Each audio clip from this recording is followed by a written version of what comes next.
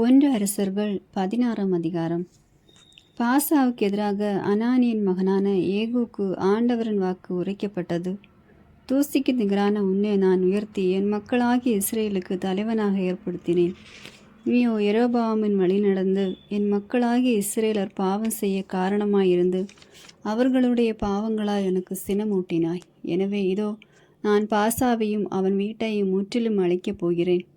நெபாற்றின் மகனான யெரொபெயாமின் வீட்டுக்கு செய்ததைப் போல் உன் வீட்டுக்கு செய்வேன்.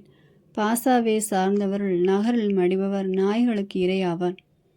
வயல்வெளியில் இறப்பவர் வானத்து பறவைகளுக்கு இரையாவார். பாசாவின் பிற செயல்களும் அவன் செய்தவையாவும் அவனுடைய வீர செயல்களும் இஸ்ரேல் அரசர்களின் குறிப்பேட்டில் எழுதப்பட்டுள்ளன அல்லவா? பாசா தன் மூதாதையரோடு துயில் கொண்ட பின் திர்சாவில் அடக்கம் செய்யப்பட்டான். அவனுக்கு பின் அவன் மகன் ஏலா அரசனானான். ஆண்டவரின் பார்வையில் தீயதெனப்பட்டதை பாசா செய்ததாலும் யெரொபெயாமின் வீட்டை அடியோடு அழித்ததாலும் அவன் அவருக்கு சினமூட்டினான். ஆகையால் அவர்களுக்கு நேர்ந்தது போலவே பாசாவுக்கும் அவன் குடும்பத்துக்கும் நேரும் என்று அனானியின் மகன் ஏகு என்ற இறைவாக்கினர் மூலம் ஆண்டவரின் வாக்கு உரைக்கப்பட்டது. இஸ்ரேல் அரசன் ஏலா. யூதாவின் அரசன் ஆசா ஆட்சியேற்ற 26ஆம் ஆண்டில் பாசாவின் மகனான ஏலா இஸ்ரேலின் அரசனாகி திர்சாவில் இருந்து கொண்டு 7 ஆண்டுகள் ஆட்சி செய்தான். அவனது தேர்ப்படையின் பாதிக்கு தலைவனாயிருந்த சிம்ரி என்ற அவனுடைய பணியாளன் அவனை ஒழித்துவிட சூழ்ச்சி செய்தான். திர்சாவில் அரண்மனை மேற்பார்வையாளன் அஸ்ஸாவின் வீட்டில் ஏலா குடிப்போதையில் இருந்தபோது சிம்ரி உட்புகுந்து அவனை வெட்டி கொன்றுவிட்டு அவனுக்கு பதிலாக அரசனானான். இது யூதா அரசன் ஆசாவினது ஆட்சியின் 27ஆம் ஆண்டில் நிகழ்ந்தது. அவன் அரியணை ஏறி அரசாளத் தொடங்கியவுடன் பாசாவின் குடும்பத்தினர் அனைவரையும் கொன்றான். பாசாவின் உறவினர், நண்பர் ஆகியோர்கள் எந்த ஆணையை அவன் விட்டு வைக்கவில்லை. இவ்வாறு இறைவாக்கினர் ஏகோவின் மூலம் ஆண்டவர் பாசாவுக்கு எதிராக உரைத்த வாக்கின்படி பாசாவின் குடும்பத்தினர் அனைவரையும் சிம்ரி ஒழித்து கட்டினான். பாசாவும் அவன் மகன் ஏலாவும் பல்வேறு பாவங்கள் செய்தாலும் இஸ்ரேல் பாவம் செய்ய காரணமாயிருந்தது சிலை வழிபாட்டினார். இஸ்ரேலின் கடவுளாகிய ஆண்டவருக்கு சினமூட்டியதாலும் இது நேர்ந்தது. ஏலாவின் பிற செயல்களும் அவன் செய்தவையாவும் இஸ்ரேல் அரசர்களின் குறிப்பேட்டில் எழுதப்பட்டுள்ளன அல்லவா? இஸ்ரேல் அரசன் சிம்ரி.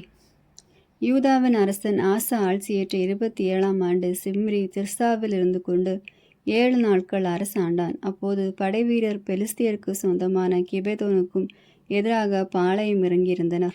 சிம்ரி சூழ்ச்சி செய்து அரசனை கொன்றுவிட்டான் என்பதை முற்றுகையிட்டு கொண்டிருந்த இஸ்ரேல் மக்கள் கேள்விப்பட்டு படைத்தலைவனாகிய ஓம்ரி அன்றைய பாளையத்திலிருந்து இஸ்ரேல் முழுவதற்கும் அரசனாக்கினார். அப்போது ஓம்ரி கிபெத்தோனிலிருந்து இஸ்ரேல் அனைவருடனே சேர்ந்து புறப்பட்டு போய் தீர்சாவை முற்றுகையிட்டான். நகர் வீழ்ச்சியுற்றதைக் கண்டு சிம்ரி அரண்மனையின் உட்கோட்டைகள் புகுந்தான். அந்த அரண்மனைக்கு தீயிட்டு தானும் அதில் மாண்டான். ஏனெனில் அவன் ஆண்டவரின் பார்வையில் தீயதெனப்பட்டதை செய்து யெரொபெயாமின் வழியில் நடந்து அவனைப் போலவே இஸ்ரேலர் பாவம் செய்ய காரணமாயிருந்தான். சிம்ரியின் பிற செயல்களும் அவன் செய்த சூழ்ச்சியும் இஸ்ரேல் அரசர்களின் குறிப்பேட்டில் எழுதப்பட்டுள்ளன அல்லவா? இஸ்ரேல் அரசன் ஓம்ரி. அப்போது இஸ்ரேலின் மக்கள் 2 பகுதியாக பிரிந்தனர். ஒரு பகுதியினர் கீனத்தின் மகன் திம்னையும் மறுபகுதியினர் ஓம்ரியையும் அரசனாக்க முயன்றனர். கீனத்தின் மகன் திப்னியின் நாட்களை விட ஓம்ரி நாட்கள் வலிமை மிகுந்திருந்ததால் ஓம்ரி அரசனானான். திப்னி உயிரிழந்தான். ஓம்ரி அரசனாகி இஸ்ரேல் மீது 12 ஆண்டுகள் ஆட்சி செய்தான். முதல் 6 ஆண்டுகள் அவன் திர்சாவில் இருந்து கொண்டு அரசாண்டான். பின்னர் அவன் செமர் என்பவனிடமிருந்து சமாரியா என்ற மலையை ஏறத்தாழ 80 கிலோ எடையுள்ள வெள்ளிக்கு வாங்கினான். அம்மலையின் மீது நகர் ஒன்றை கட்டி அம்மலையின் முன்னாள் உரிமையாளனான செமேரின் பெயரை ஒட்டி அந்நகருக்கு சமாரியா என்று பெயரிட்டான். ஓம்ரி ஆண்டவரின் பார்வையில் தீயதெனப்பட்டதை செய்தான். அவன் தனக்கு முன்பிருந்த எல்லோரையும் விட மிகவும் தீயவனாயிருந்தான்.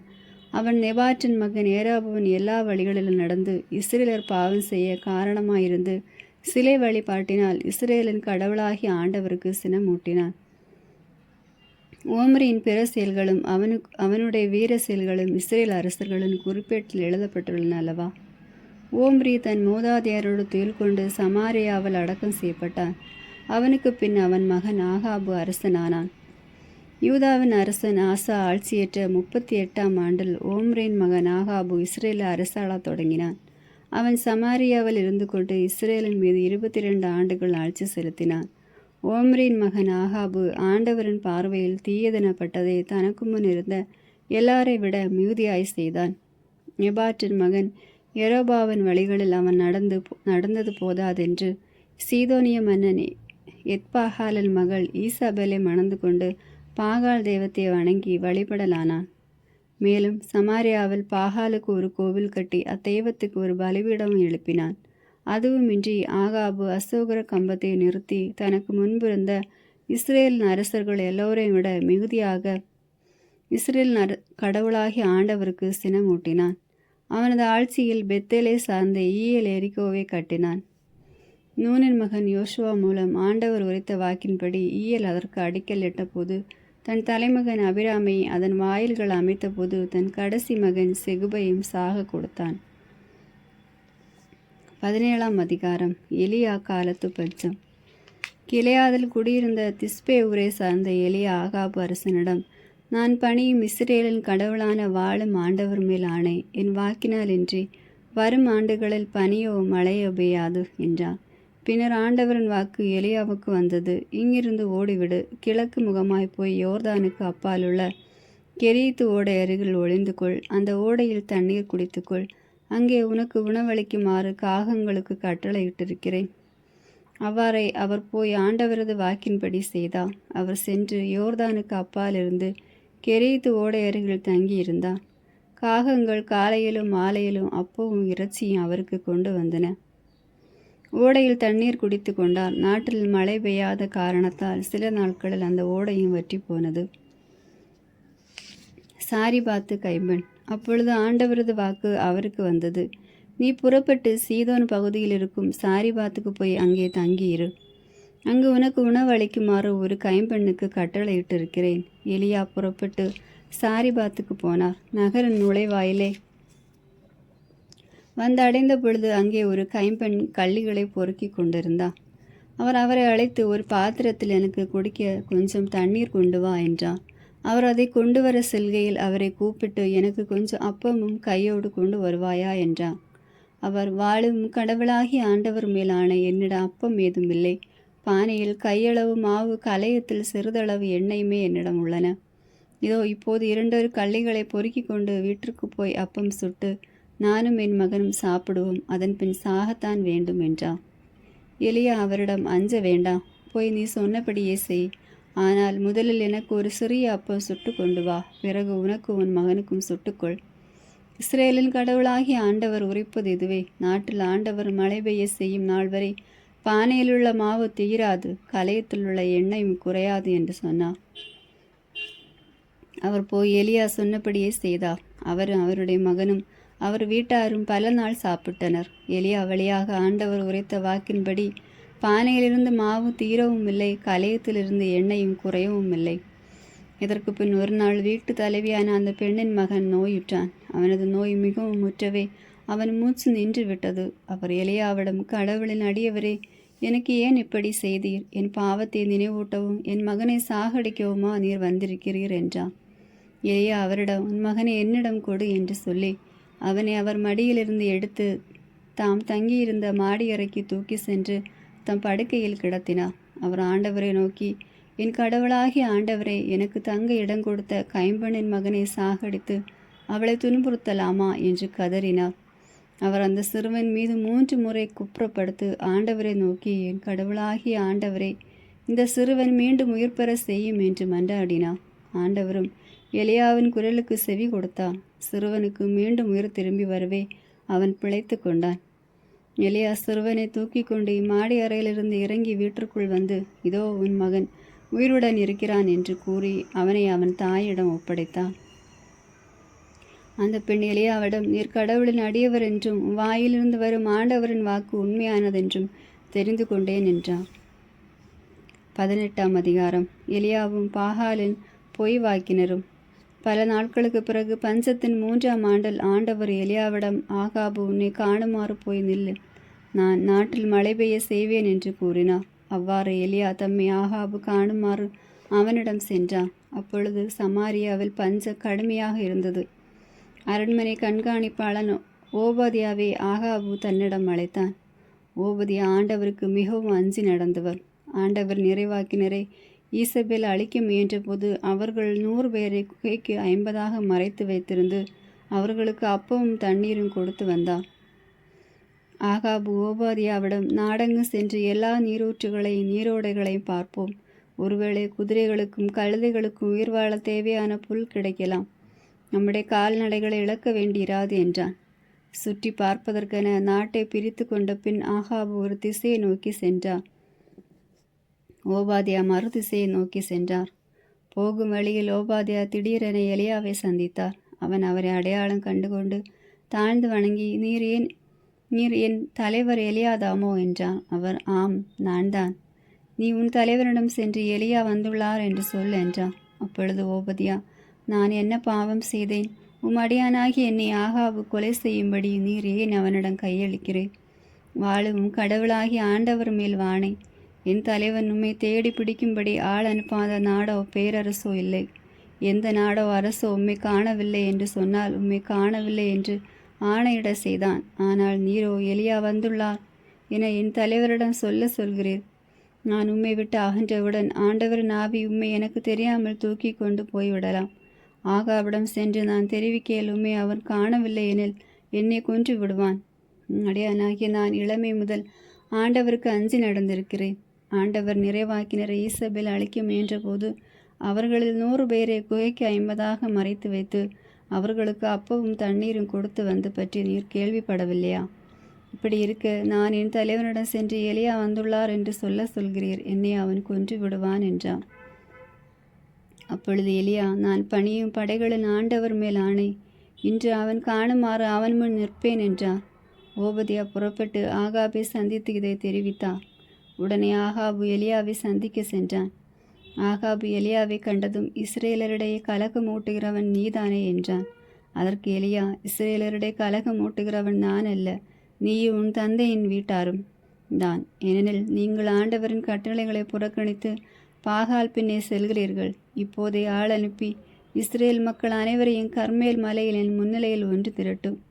ஈசபேலின் பந்தியில் உணவருந்தும் பாகாலின் 450 பொய் வாக்கினரையும் அசூராவின் 400 பொய் வாக்கினரையும் கொண்டு வந்து சேர் என்றான்.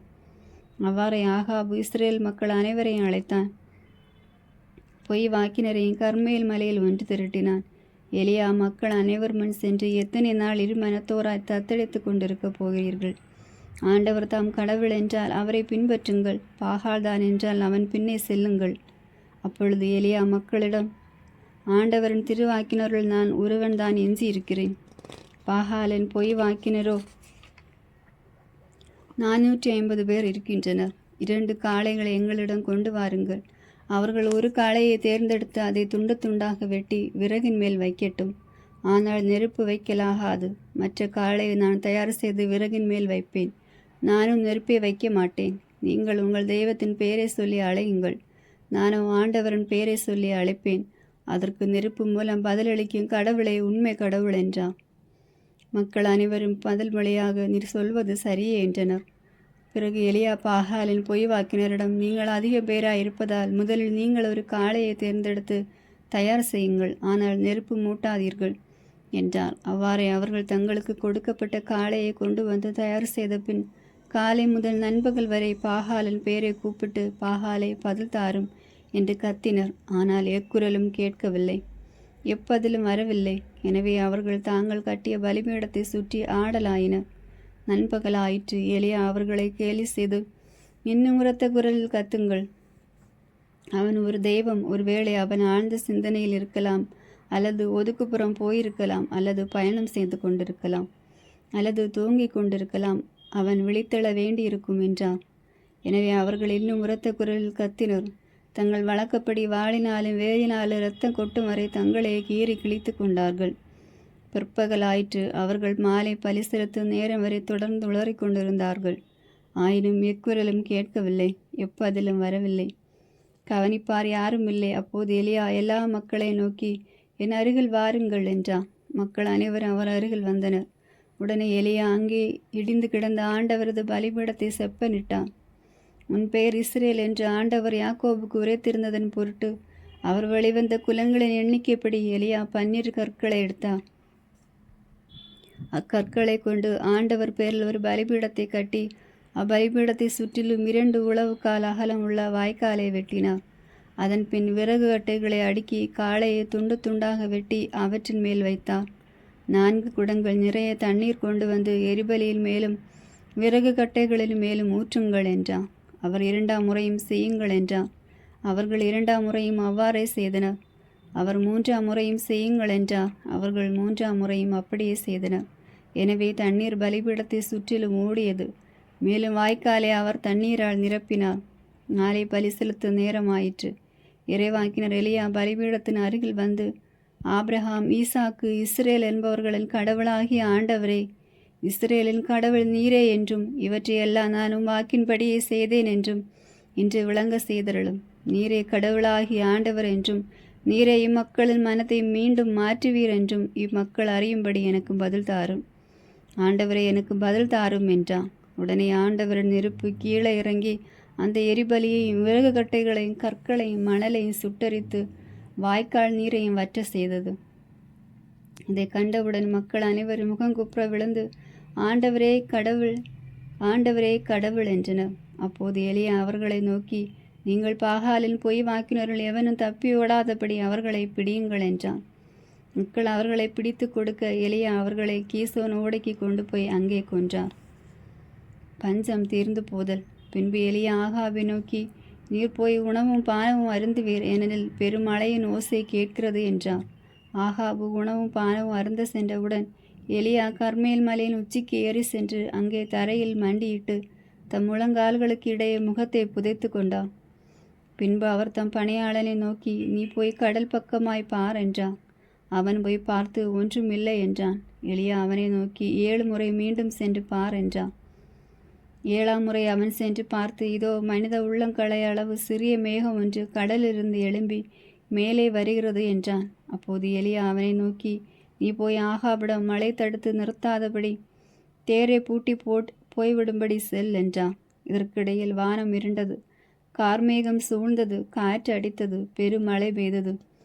ஆகாபு தேரில் ஏறி இஸ்ரேலுக்கு சென்றான். அந்நேரத்தில் ஆண்டவரின் ஆற்றல் எலியாவின் மேல் வந்திறங்க அவர் தம் இடையே வரிந்து கட்டிக்கொண்டு இஸ்ரேல் வரை ஆகாபுக்கு முன்னே ஓடினார். 19ஆம் அதிகாரம். சீனாய் மலையில் எலியா. எலியா செய்த அனைத்தையும் பொய் வாக்கினர் அனைவரையும் அவர் வாளினால் கொன்றதை ஆகாபு ஈசபேலுக்கு தெரிவித்தான். எனவே ஈசபேல் எலியாவிடம் தூது அனுப்பி, நீ அவர்களது உயிரை பறித்தது போல் நானும் நாளை நேரத்திற்குள் உன் உயிரை பறிக்காவிடில் தெய்வங்கள் எனக்கு தண்டனை கொடுக்கட்டும் என்று சொல்ல சொன்னாள். ஆகவே அவர் அச்சமுற்று தம் உயிரை காத்து கொள்ளுமாறு தப்பி ஓடினார். யூதாவிலிருந்து பெர்சேபா அடைந்ததும் அங்கே தம் பணியாளனை விட்டுவிட்டு அவர் பாலை நிலத்தில் ஒரு நாள் முழுவதும் பயணம் செய்தார். அங்கே ஒரு சூரிய செடியின் அடியில் அமர்ந்து கொண்டு தாம் சாக வேண்டுமென பின்வருமாறு மன்றாடினார். ஆண்டவரே, நான் வாழ்ந்தது போதும், என் உயிரை எடுத்துக்கொள்ளும். நான் என் மூதாதையரை விட நல்லவன் அல்ல. பின்னர் அச்சூரிய செடியின் அடியில் அவர் படுத்துறங்கினார். அப்போது வானதூதர் அவரை தட்டி எழுப்பி, எழுந்து சாப்பிடு என்றார். அவர் கண் விழித்து பார்க்கையில் இதோ தணலில் சுட்ட ஒரு அப்பமும் ஒரு குவளையில் தண்ணீரும் தம் தலைமாட்டில் இருக்க கண்டார். அவற்றை அவர் உண்டு பருகிய பின் திரும்பவும் படுத்து கொண்டார். ஆண்டவரின் தூதர் 2ஆம் முறை வந்து அவரை தட்டி எழுப்பி, எழுந்து சாப்பிடு, ஏனெனில் நீ நீண்ட பயணம் செய்ய வேண்டும் என்றார். அப்பொழுது அவர் எழுந்து உண்டு பருகினார். அவ்வுணவினால் வலிமையடைந்த அவர் 40 பகலும் 40 இரவு நடந்து ஒரேபு என்ற கடவுளின் மலையை அடைந்தார். அவர் அங்கிருந்து குகைக்கு வந்து அதில் இரவை கழித்தார். அப்போது ஆண்டவரது வாக்கு அவருக்கு வந்தது. அவர், எலியா, நீ இங்கே என்ன செய்கிறாய் என்று வினவினார். அதற்கு அவர், படைகளின் கடவுளாகிய ஆண்டவர் மீது நான் பேரார்வம் கொண்டவனாய் இருந்து வருகிறேன். ஆனால் இஸ்ரேல் மக்கள் உமது உடன்படிக்கையை உதறிவிட்டனர், பலிபீடங்களை தகர்த்து விட்டனர், இறைவாக்கினரை வாளால் கொன்று விட்டனர். நான் ஒருவன் மட்டுமே எஞ்சி இருக்க என் உயிரையும் பறிக்க தேடுகின்றனர் என்றார். அப்போது ஆண்டவர், வெளியே வா, மலைமேலின் திருமன் வந்து நில், இதோ ஆண்டவராகி நான் கடந்து செல்லவிருக்கிறேன் என்றார். உடனே ஆண்டவர் திருமுன் பெரும் சுழல் காற்று எழுந்து மலைகளை பிளந்து பாறைகளை சிதறடித்தது. ஆனால் ஆண்டவர் அந்த காற்றில் இல்லை. காற்றுக்கு பின் நிலநடுக்கம் ஏற்பட்டது. நிலநடுக்கத்திலும் ஆண்டவர் இருக்கவில்லை. நிலநடுக்கத்திற்கு பின் தீ கிளம்பிற்று. தீயிலும் ஆண்டவர் இருக்கவில்லை. தீக்கு பின் அடக்கமான மெல்லிய ஒலி கேட்டது. அதை எலியா கேட்டவுடன் போர்வையினால் தன் முகத்தை மூடிக்கொண்டு வெளியே வந்து குகையின் வாயிலில் நின்றார். அப்பொழுது எலியா, நீ இங்கே என்ன செய்கிறாய் என்று ஒரு குரல் கேட்டது. அதற்கு அவர், படைகளின் கடவுளாகிய ஆண்டவர் மீது நான் பேரார்வம் கொண்டவனாய் இருந்து வருகிறேன். ஆனால் இஸ்ரேல் மக்கள் உமது உடன்படிக்கையை உதறிவிட்டனர், பலிபீடங்களை தகர்த்து விட்டனர், இறைவாக்கினரை வாளால் கொன்று விட்டனர். நான் ஒருவன் மட்டுமே எஞ்சி இருக்க என் உயிரையும் பறிக்க தேடுகின்றனர் என்றார். அப்போது ஆண்டவர் அவரிடம், நீ வந்த வழியே திரும்பி தமஸ்கு பாலை நிலம் நோக்கி செல். அவ்விடத்தை அடைந்தவுடன் அசாவேலை சிரியாவுக்கு மன்னனாக திருப்பொழிவு செய். நிம்சியின் மகன் ஏகூவை இஸ்ரேலுக்கு அரசனாக திருப்பொழிவு செய். ஆபேல் மெக்காலாவை சார்ந்த சாபாற்றின் மகன் எலிசாவை உனக்கு பதிலாக இறைவாக்கினராக அருள்பொழிவு செய். அசாவேலின் வாளுக்கு தப்பினவனை ஏகு கொல்லட்டும், ஏகுவின் வாளுக்கு தப்பினவனை எலிசா கொல்லட்டும். ஆயினும் பாகாலுக்கு மண்டியிடாமல் அவனை முக்தி செய்யாதவர்களுமான 7000 பேரை மட்டும் நான் இஸ்ரேலில் விட்டு வைப்பேன் என்றான். எலிசாவின் அழைப்பு. எலிசா அங்கிருந்து சென்று சாபாற்றின் மகன் எலிசாவை கண்டான். அப்பொழுது அவர் ஏர்பூட்டி உழுது கொண்டிருந்தார். அவருக்கு முன்னே 11 ஏர்கள் இருந்தன. 12ஆம் ஏரை தாமே ஓட்டி கொண்டிருந்தார். எலியா அவரிடம் சென்று தம் மேலாடை அவர் மீது தூக்கி போட்டான். எலிசா அவரை கடந்து செல்கையில் ஏர் மாடுகளை விட்டுவிட்டு எலியாவிடம் ஓடி வந்தது. நான் என் தாய் தந்தையிடம் விடை பெற்று வர அனுமதி தாரும், அதன் பின் உம்மை பின் செல்வேன் என்றார். அதற்கு அவர், சென்று வா, உனக்கு நான் செய்ய வேண்டியதை செய்து விட்டேன் என்றார். எலிசா எலியாவை விட்டு திரும்பி வந்து ஏர் மாடுகளை பிடித்து அடித்து தம் உழுத கலப்பிக்கு நெருப்பு மூட்டி அம்மாட்டு இறைச்சியை சமைத்து மக்களுக்கு பரிமாற அவர்களும் அதை உண்டனர். பின்பு அவர் புறப்பட்டு போய் எலியாவை பின்பற்றி அவருக்கு பணிவிடை செய்யலானார். 20ஆம் அதிகாரம். சிரியாவுடன் போர். சிரியாவின் மன்னன் பெனதாது தன் படை முழுவதையும் திரட்டிக்கொண்டு 32 மன்னர்களோடு சேர்ந்து குதிரைகளோடும் தேர்களோடும் சமாரியாவை முற்றுகையிட்டு தாக்கினான். அப்போது நகருக்குள் இருந்த இஸ்ரேல் அரசனான ஆகாபிடம் தூதனுப்பி, பெனதாது கூறுவது இதுவே, உன் வெள்ளியும் பொன்னும் என்னுடையவை, உன் மனைவியரிலும் புதல்வியரிலும் சிறந்தவர் என் உடைமையாவார் என்று சொன்னான். இஸ்ரேல் அரசன், மன்னரே, என் தலைவரே, உமது வார்த்தையின்படி அடியேனும் என் உடைமைகள் யாவும் உம்முடையவே என்று பதிலளித்தான். அத்தூதர்கள் மீண்டும் வந்து, பெனதாது கூறுவது இதுவே, உன் வெள்ளியையும் பொன்னையும் உன் மனைவியரையும் புதல்வரை என்னிடம் அழித்து விடு என்று நான் முன்பே உனக்கு சொல்லி அனுப்பினேன். அவ்வாறே நாளை இந்நேர என் அலுவலரை உன்னிடம் அனுப்புவேன். அவர்கள் உன் அரண்மனையும் உன் அதிகாரிகளின் மாளிகைகளை சோதித்து உன் பார்வையில் விலை மதிப்புள்ள அனைத்தையும் கைப்பற்றி எடுத்து செல்வார்கள் என்று சொன்னார்கள். அப்போது இஸ்ரேல் அரசன் நாட்டின் பெரியோர்களை எல்லாம் அழைத்து, இவன் நமக்கு எதிராக சூழ்ச்சி செய்யும் விதத்தை தெரிந்து கொள்ளுங்கள். பாருங்கள், இவன் என் மனைவியரையும் மைந்தரை என் வெள்ளியையும் பொன்னையும் கேட்டான், அவற்றை கொடுக்க நான் மறுக்கலையே என்று கூறினான். அப்போது பெரியோர் அனைவருமே அவனை நோக்கி, நீ அவனுக்கு செவி கொடுக்கவோ இணங்கவோ வேண்டாம் என்றனர். அவன் பெனதாதன் தூதரை நோக்கி, நீங்கள் அரசராகி என் தலைவரிடம் சென்று நீரும் அடியானாகி என்னிடம் முதல் முறை சொல்லி அனுப்பியவாறு நான் யாவற்றையும் செய்து தருவேன். ஆனால் இம்முறை நீர் கேட்பவற்றை என்னால் தர முடியாது என்று தெரிவியுங்கள் என்றான். அத்தூதரும் திரும்பி சென்று இப்பதலை அவனுக்கு தெரிவித்தனர். பெனதாது மீண்டும் எனக்கடியில் உள்ள மக்கள் ஒவ்வொருவரும் எனக்கு உருப்பிடி சமாரியாவின் புழுதியை அள்ளாமல் போனால் என் தெய்வங்கள் எனக்கு தகுந்த தண்டனை கொடுக்கட்டும் என்று சொல்லி அனுப்பினான். அதற்கு இஸ்ரேல் அரசன் மறுமொழியாக, போர்க்கவச அணிந்தவுடன் போரில் வென்றவன் போல் பிதற்றக்கூடாது என்று அவனிடம் சொல் என்று பதிலளித்தான்.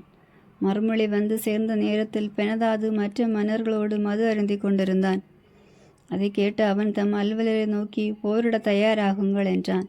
அவர்களுக்கு நகருக்கும் எதிராக போரிட தயாராயினர். அப்பொழுது ஒரு இறைவாக்கினர் இஸ்ரேல் அரசன் ஆகாபை அணுகி, ஆண்டவர் இவ்வாறு கூறுகின்றார், இந்த பெரும்படை முழுவதையும் பார்த்தாயா? நானே உன் ஆண்டவர் என்று நீ உணரும்படி இதோ இன்று அதை உன் கையில் ஒப்புவிக்கிறேன் என்றான். ஆகாபு அவரை பார்த்து, யார் மூலம் இது நடைபெறும் என்று வினவ அவர், ஆண்டவர் இவ்வாறு கூறுகிறார், மாநில தலைவர்களின் இளம் வீரர்கள் மூலம் என்றார். மறுபடியும் அவன், போரை யார் தொடங்க வேண்டும் என்று கேட்க அவர், நீர்தான் என்றார். மாநில தலைவர்களின் இளம் வீரர்களை கூட்டி சேர்க்க அவர்கள் 232 பேர் இருந்தனர். பின்பு இஸ்ரேல் மக்கள் அனைவரையும் கூட்டி சேர்க்க அவர்கள் 7000 பேர் இருந்தனர். இவர்கள் நண்பகல் வேளையில் வெளியே புறப்பட்டனர். பெனதாதும் அவனுக்கு துணையாக வந்த ஏனைய 32 மன்னர்களும் பாசறையில் குடிவரையில் இருந்தனர்.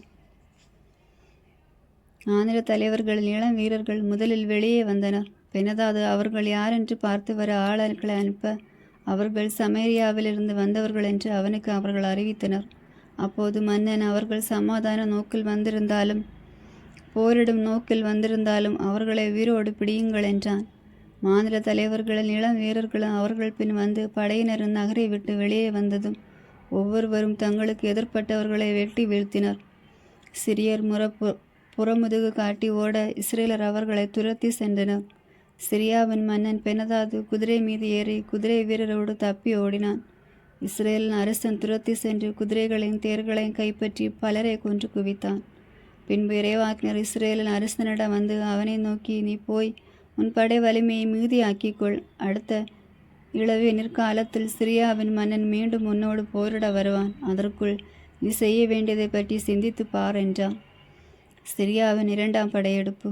மேலும் சிரியாவின் மன்னனுடைய அலுவலர்கள் அவனிடம் கூறியது, இஸ்ரேலின் கடவுள் மலைகளின் கடவுள், எனவே அவர்கள் நம்மை விட வலிமை மிகுந்தவர்களாயிருந்தனர். ஒருவேளை நாம் அவர்களோடு சமவெளியில் போரிட்டோமானால் அவர்களை விட நாமே வலிமை மிகுந்தவராயிருப்போம்.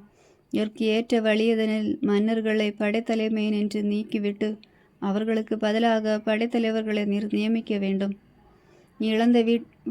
இழந்துவிட்ட படைகளுக்கு சமமான படையை மறுபடியும் திரட்டிக்கொள்ளும். குதிரைக்கு குதிரை, தேருக்கு தேர் அதே அளவில் திரட்டிக்கொள்ளும். சமவெளியில் அவர்களோடு போரிட்டால் நாமே அவர்களை விட வலிமை மிக்கவராயிருப்போம் என்பது உறுதி என்றனர்.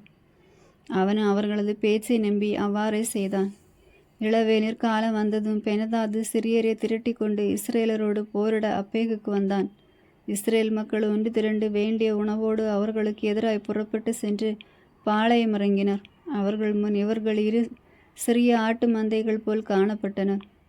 சிறியோரை அங்குள்ள பகுதியை நிரப்பிவிட்டனர். அப்போது கடவுளின் அடியார் ஒருவர் இஸ்ரேலின் அரசனை அணுகி அவனிடம், ஆண்டவர் இவ்வாறு கூறுகிறார், சிறியர் ஆண்டவர் மலைகளின் கடவுள்தான், பள்ளத்தாக்குகளின் கடவுள் அல்ல என்று நினைக்கின்றனர். எனவே இந்த பெரும்படை முழுவதை உன் கையில் ஒப்புவிப்பேன். நானே ஆண்டவர் என்று நீ அறிந்து கொள்வா என்று கூறினார். 7 நாட்களாக படைகள் நேருக்கு நேர் பாளையம் இறங்கியிருந்தன. 7ஆம் நாளன்று போர் தொடங்கியது. இஸ்ரேல் மக்கள் ஒரே நாளில் சிறியரது காலால் படையினர் 1,00,000 பேரை வெட்டி வீழ்த்தினர். எஞ்சியவர் அபோகுக்குள் தப்பி ஓடினர். அங்கே மீதி இருந்த 27,000 பேர் மீது மதில் இடிந்து விழுந்தது. பெனதாது தப்பி ஓடி நகருக்குள் ஓர் உள்ளறையில் ஒளிந்து கொண்டான். அப்போது அவன் பணியாளர் வந்து அவனை நோக்கி, இஸ்ரேல் குல அரசர்கள் இரக்கத்தின் மன்னர்கள் என்று கேள்விப்பட்டிருக்கிறோம். எனவே நாம் சாக்கு துணி இடுப்பிலும் கயிற்றை தலையிலும் கட்டிக்கொண்டு இஸ்ரேல் அரசனிடம் போவோம். ஒருவேளை அவர் உமக்காகிலும் உயிர் பிச்சை அளிக்கலாம் என்று சொன்னார். அவ்விதமே அவர்கள் சாக்கு துணி இடுப்பிலும் கயிற்றை தலையிலும் கட்டிக்கொண்டு இஸ்ரேல் அரசனிடம் வந்தனர். அவர்கள் அரசனிடம், உன் பணியாளர் பெனதாது எனக்கு உயிர் பிச்சை தாரும் என்று உம்மிடம் மன்றாடுகிறார் என்று கூறினார். அதற்கு அரசன், அவர் என் சகோதரர், அவர் இன்னும் உயிரோடு இருக்கின்றாரா என்றார். அந்த ஆட்களி சொற்களை நல்லதொரு அடையாளமாக எடுத்துக்கொண்டு அவன் சொற்களிலே உடனடியாக, ஆம், உன் சகோதரர் பெனதாது உயிரோடு இருக்கின்றார் என்று பதிலளித்தனர். அப்போது அவன், நீங்கள் போய் அவரை அழைத்து வாருங்கள் என்றான். பெனதாது அவனிடம் வந்ததும் ஆகாபு அவனை தேரில் ஏற்றி கொண்டான். அப்போது பெனதாது அவனை பார்த்து, என் தந்தையும் தந்தையிடமிருந்து கைப்பற்றிய நகர்களை நான் திருப்பி கொடுத்து விடுகிறேன். என் தந்தை சமாரியாவில் செய்தது போல் நீரும் தமஸ்குவில் கடைவீதிகளை அமைத்து கொள்ளும். இதற்கான உடன்படிக்கை செய்து கொண்ட பின் உண்மை நான் அனுப்பி வைப்பேன் என்றான். அப்படி ஆகாபு அவனோடு உடன்படிக்கை செய்து கொண்ட பின் அவனை அனுப்பி வைத்தான். ஆகாபு கண்டிக்கப்படுதல். இறைவாக்கினரின் குழுவை சார்ந்த ஒருவர் ஆண்டவரின் வாக்கிற்கு இணங்க தம் தோழன் ஒருவனை நோக்கி, என்னை அடி என்றார். அவனோ அவரை அடிக்க மறுத்து விட்டான். அவர் அவனை பார்த்து, நீ ஆண்டவரின் கட்டளைக்கு கீழ்ப்படியாமல் போனதால் நீ என்னை விட்டு அக்கன்றவுடன் ஒரு சிங்க உன்னை அடித்து கொள்ளும் என்றான். அவ்வாறே அவன் அவரை விட்டு செல்கையில் ஒரு சிங்க அவனை கண்டு அடித்து கொன்றது. அதன் பிறகு அவன் வேறொருவனை நோக்கி, என்னை அடி என்றார். அம்மனிதனோ அவரை காயமுற அடித்தான். அவ்விறைவாக்கினர் அங்கிருந்து சென்று தம் கண்ணை கட்டி கொண்டு மாறுவேடத்தில் அரசனுக்காக வழியில் காத்திருந்தான். அவ்வழியே அரசன் வந்தபோது அவன் அரசனை அழைத்து, அடியான் போர்க்களத்தில் நுழைந்தபோது ஒருவன் திரும்பி என்னிடம் ஒரு ஆளை கொண்டு வந்து, இம்மனிதனை காவல் செய், அவன் தப்பி ஓடினால் அவன் உயிருக்கு ஈடாக உன் உயிரை 40 கிலோ நிறையுள்ள வெள்ளியை கொடுக்க வேண்டும் என்றான். அடியான் இங்கும் அங்கும் வேலையாயிருந்தபோது அவனை காணவில்லை என்றான். இஸ்ரவேல் அரசன் அவரை பார்த்து, ஒரு தீர்ப்பை நீயே உனக்கு அளித்து விட்டாய் என்றான். உடனே அவர் தமது கண்கட்டை அவிழ்த்து கொள்ளவே இஸ்ரவேல் அரசன் அவர் இறைவாக்கினர் ஒருவர் என்று அறிந்து கொண்டான். அப்போது இறைவாக்கினர் அரசனை நோக்கி, ஆண்டவர் இவ்வாறு கூறுகிறார், சாவுக்கு குறிக்கப்பட்டவனை நீ உன் கையிலிருந்து தப்பி போகும்படி செய்ததால் அவன் உயிருக்கு பதிலாக உன் உயிரையும் அவன் மக்களுக்கு ஈடாக உன் மக்களையும் எடுத்துக்கொள்வேன் என்றான். இஸ்ரவேல் அரசனோ ஆத்திரமும் கோபமும் கொண்டவனாய் அரண்மனையை நோக்கி புறப்பட்டு சமாரியாவுக்கு சென்றான்.